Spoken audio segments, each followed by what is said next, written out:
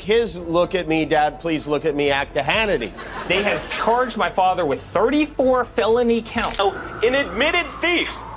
That is who they're hanging the entire case on. The other one happens to be a porn star. And my dad screwed both of them. Sleepy Don finds himself in yet another predicament, unrelated to Stormy Daniels. His Truth Social account shared a video that referenced a university linked to a controversial political movement. The video also included hypothetical news headlines in the event of his election victory in November. Jimmy Kimmel has since schooled him on the foolishness of this act. What happens after Donald Trump wins? What's next for America?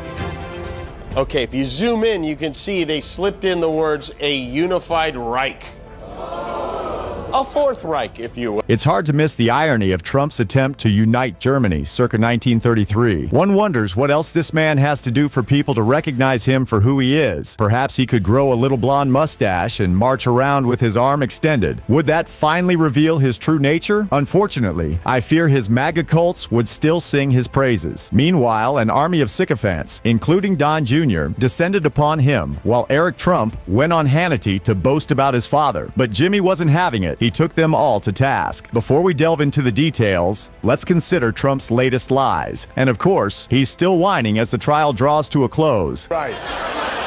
If there's one thing we know about Donald Trump, is that he couldn't care less about crowd size. Now, of course, no day with Donald Trump would be complete without a mention of the size of the crowd. The crowds outside, we can't get, it's not a very big thing for us. We don't really care that much. It's as likely for pigs to fly as it is for Trump to show any concern over the size of a crowd. This lack of interest is consistent with his disregard for lavish and opulent displays, as seen in his indifference towards gold-plated everything. There, and you have all police. The only people that are let out there is the radical left lunatics.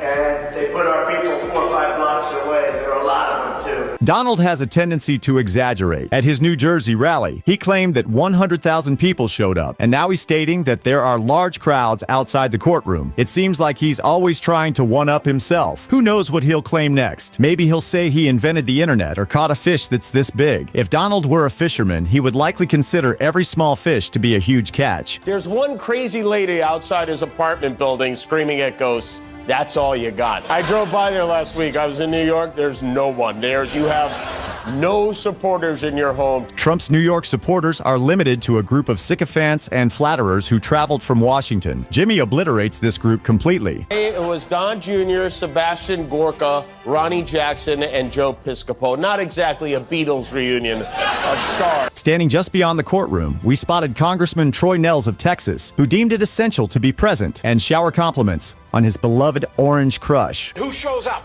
Tens of thousands of people show up at Donald Trump's rallies. The Democrats hate it.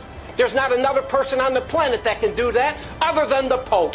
This is 5 weeks sitting in a courtroom when he should be out reaching the American people and telling the American people what he would like to do for this country. Troy Nehls appears to prioritize his loyalty to his favorite soda brand over his obligation to serve his constituents. Perhaps he envisions a future for himself as a professional soda enthusiast. He recently made a comparison between the turnout at a Trump rally and a papal event, both of which are known for attracting large crowds. However, it's worth noting that one promotes messages of love and unity, while the other, well, you know. Nehls' behavior and comments have led some to question his sobriety, and even his choice of tie has come under scrutiny. A journalist recently asked him about it, and the inquiry was enough to challenge his status as a fervent supporter of the MAGA movement. No, he cannot explain that. And did you notice what this guy is wearing around his neck?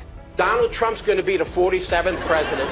Donald Trump's going to be the 47th president, and he's going to make America great again. It is quite ironic to note that there was one person who supported Donald Trump more than anyone else, and that person happened to share the same name as the former president of the United States, despite the fact that they had no resemblance to each other, especially in terms of their jawlines. The individual with the same name as Trump was a staunch supporter of his policies and ideologies. This person believed in the vision of Donald Donald Trump and stood by him through thick and thin, even during the times when the former president faced immense criticism and backlash from the media and the public. It was a testament to their unwavering loyalty and dedication to the cause that they never wavered in their support for the controversial leader. Although their shared name may have caused some confusion and raised eyebrows among the people around them, it did not deter this person from standing up for what they believed in. They saw in Trump a leader who could bring about change and make America great again, and they were willing to stand by him until the end. In a way, this person's unwavering support for Trump, despite their lack of a prominent jawline, served